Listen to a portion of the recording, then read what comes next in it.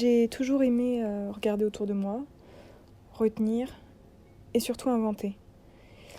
J'ai d'abord écrit parce que je voulais construire des mondes mythiques, à part.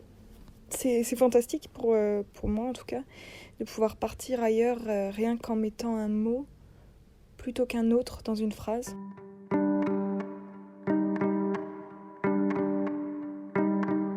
Paroles d'écrivain, saison 3, deuxième épisode, par Sarah Masson. Aujourd'hui, nous avons rendez-vous avec Madeleine Métayer, qui publie La première faute chez Lattès. Il est des histoires d'écriture qui sont absolument romanesques.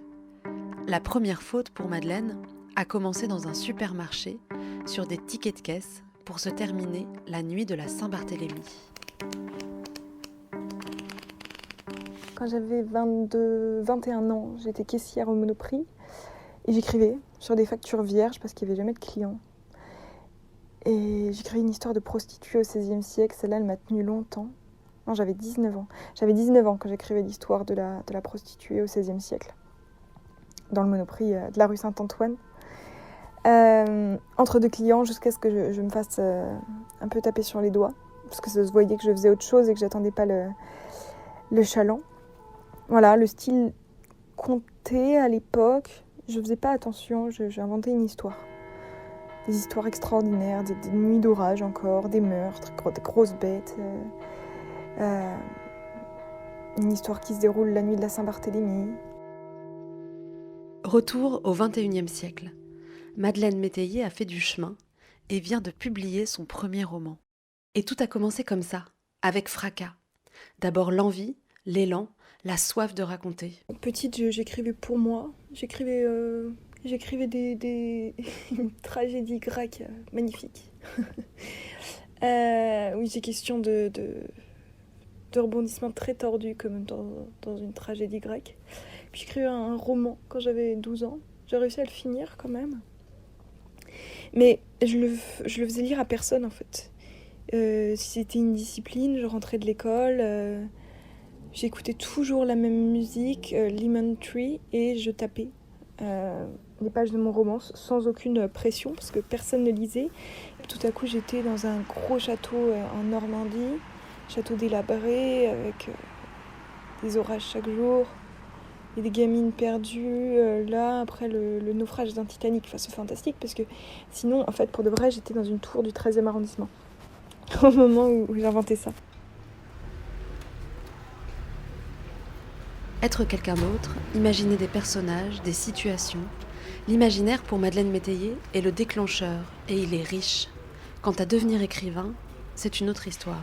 J'aimais l'idée d'écrire une histoire dont je pouvais parler comme si quelqu'un d'autre l'avait écrite. Mais je ne me voyais pas écrivain. Je voulais être maîtresse d'école, Claire Chazal. En plus, j'ai pas l'esprit très pratique, c'est-à-dire que je fais quelque chose, je vois pas nécessairement les conséquences. Et donc, j'ai jamais pensé à la publication. Je me suis jamais imaginée être lue. Pas par manque d'ambition, parce que je rêvais d'être J.K. Rowling, Maupassant, Monterland plus tard. Je voulais écrire Harry Potter, avoir l'imagination de Maupassant, le style de Monterland. Mais je ne formulais pas l'envie, je veux être écrivain.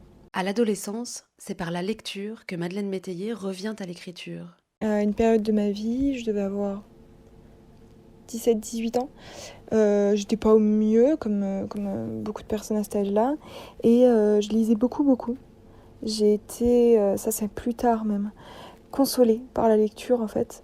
Je retrouvais ma tristesse chez les autres, chez des auteurs que j'admirais, dans des histoires incroyables, où elle était transformée tout à coup en une matière qui était belle, puisque de cette tristesse, on pouvait faire un conte, une histoire terrifiante, voilà.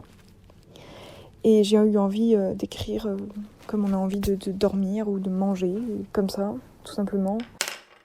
Le premier roman de Madeleine Métayer est à retrouver chez Lattès cette rentrée. Il est intitulé La première faute. Quant à nous, nous nous retrouvons dans 15 jours avec Éléonore Pouria et son roman Poupée. À bientôt.